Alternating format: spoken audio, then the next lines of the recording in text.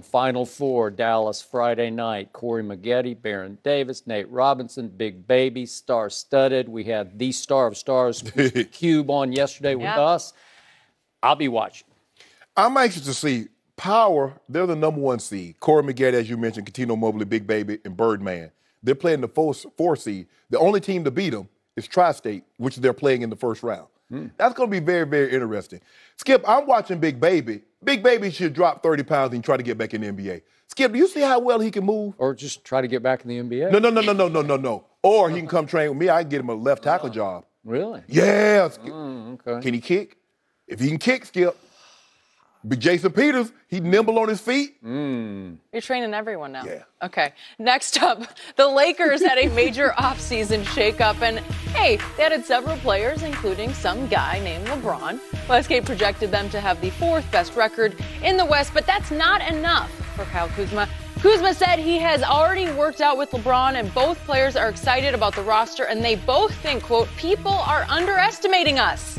Shannon, what do you make of this? Do so at your own peril. Yeah, they're underestimating. Mainly Skip Bayless. Because you keep talking about, they'll be like a 7, 8 seed. And these projections. Am I the only one who says no. that? And like everybody's saying. True. Yeah, and he's saying everybody going to be sadly mistaken. All right. And these projections about the Lakers missing the playoffs, this is asinine, Skip. That's beyond ridiculous. Oh, okay.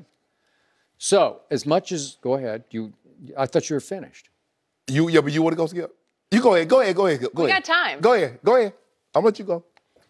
So as much as I like Kyle Kuzma as a young man, he's fun to be around. We had him right here on the show. I was shocked to read these comments because he's starting to turn into, dare I say, Isaiah Thomas. He's sort of aligning himself with LeBron, like we're going to do this together. We've been working out together. Yeah, been working out.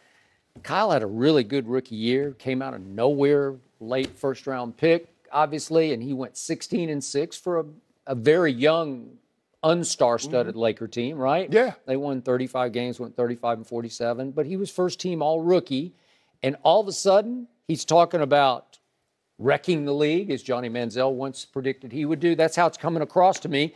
And how much did it offend you that Isaiah Thomas walked in the door, Cleveland, Ohio, and started talking like, I'm LeBron's co-star, like I'm his equal. Well, this started to come across like, Bron and I got this. You know, me and Bron, we're going to shock everybody. Yes, Isaiah rubbed me the wrong way. He came in at 5'6.25" and hurt and pretended like he was on the same platform as LeBron James. No, you were not going to come in and get no 23 shots a night. You were not going to average 30 points a game. First of all, you should have got healthy first and then talk later. Second of all, Skip Bayless, Kyle Kuzma says, look, we get it. We're a young basketball team, especially if everything goes according to plan. We think who's going to start, with the exception of LeBron. But when you bring LeBron in, Skip Bayless, it's just like anything. When you bring the best surgeon in, look, no matter the type of surgery, when you bring the best surgeon in that field in, you expect to get the job done. No mess, everything. The patient's up on his way in a matter of hours. So Kuz and Bron, they got this. No, ain't no Kuz and Bron. That's how it comes across. They got this. They're underestimating us. And yet, you know, I think you might be overestimating how much Kyle Kuzma is going to get to play, because right now on the depth chart, he's listed as a backup at forward to that guy. What's that guy's name? LeBron? What's the name? The guy LeBron. from Akron. That guy. He's one forward, and Brandon Ingram's really good. He's the other starting forward. So all of a sudden, Kyle Kuzma is going to be fighting for minutes with Lance Stevenson and Mike Beasley. And all of a sudden, I don't know. How many minutes is he going to get to play? I don't know. He will determine that. Okay. Is the bird in the hand?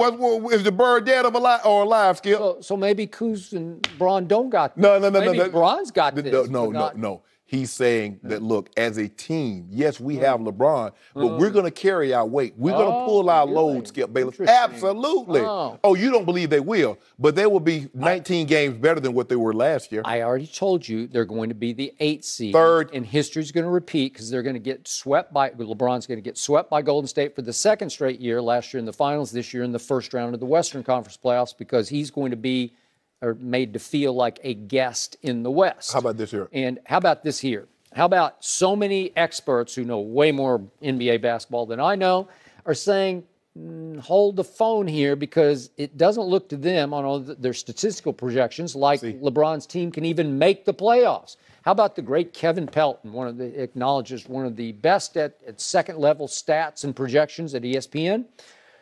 He's got them 41.2 wins. That would be 9th in his projection in the West. That would be one slot out of the playoffs. It's just a projection, Skip. Yeah, and his point is that no team has been hit harder by adjustment for players changing teams because you got all these newcomers. Also, there's a flood of newcomers. You got 4 really difficult to coach personalities being added to a young mix. So you say they're a young team. They're really a young, old team, which is kind of bizarre, right? First of all, Skip, you know I was in 4-H. I was projected to be a farmer. How'd that work out? Yeah. I don't know. Yeah. I know a little farm stuff. You Yeah? grew up on a farm. Yeah. I know all about livestock, cattle, hogs, chicken. Yeah, all that. But I turned out to be a what? An NFL footballer. Okay. So with that being said, Kevin Pelton, I get it. Hey, he's next level, second level, third level, fifth level. Ain't got no levels. I'm just telling you, the Los Angeles Lakers will be 3rd or the 4th seed, and they're going to advance past the first round. Now, 55 wins, says 54. Shannon. I got 54 in the 5, and we got 5 cases on that. Okay, 5 cases. I got it. You want to make it 7? Nope. I'm good. good. Okay. I'm good. All I'm good. I don't want you to, So here's the final piece to this puzzle. What? We'll have something else, I'm sure. Yeah. Kyle Kuzma did not make an early reputation for having much interest in playing on the defensive end of the court. So he's defensively challenged, and his new co-star, LeBron James, finished 308th in individual defensive win shares last year, so he was not interested anymore. What in about playing offensive defense. win shares? Well, I'm talking about the defensive end because it can be half the battle, if not more than half the battle, when the playoffs start.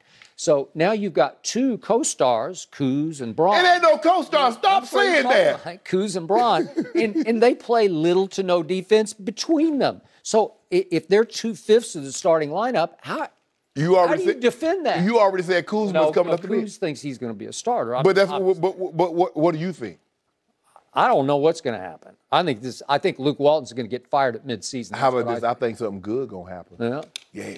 Well, I think something better than last year will happen. Well, that goes without saying. LeBron James walks into the door, you already